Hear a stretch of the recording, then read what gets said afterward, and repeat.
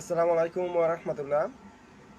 সত্যি যদি দেশের জন্য জনগণের জন্য রাজনীতি করে থাকেন আল্লাহ সন্তুষ্টির জন্য, তাহলে ডক্টর ইউনূস সাহেবকে সাপোর্ট করুন। উনি দেশকে ভালোবাসে, দেশের উন্নতি চায়, দেশের জনগণের উন্নতি চায়। ওনার একটা কথা হীরার টুকরার মতো ওজন।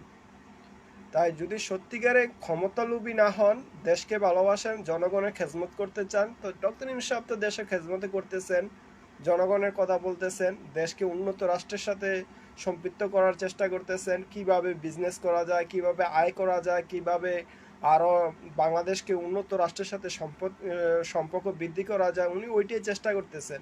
তাই আসুন আমরা সবাই ডক্টর ইউনূস সাহেবকে সাপোর্ট করি। ওনার মাধ্যমে দেশটাকে একটা আইনের, সত্যিকার একটা আইন প্রতিষ্ঠা যেন ন্যায় ন্যায় ইনসাফ ভিত্তিক প্রতিষ্ঠা হয়, আস্তে আস্তে ক্রমান্বয়ে ওইদিকেই যাবে ইনশাল্লাহ। এই ডক্টর ইউনূস সাহেব ক্ষমতা আছেন বিদায় ধর্মপ্রাণ মুসলমানরা দায়িত্ব পাচ্ছেন, ভালো দিকে যাচ্ছে দেশ ইনশাল্লাহ।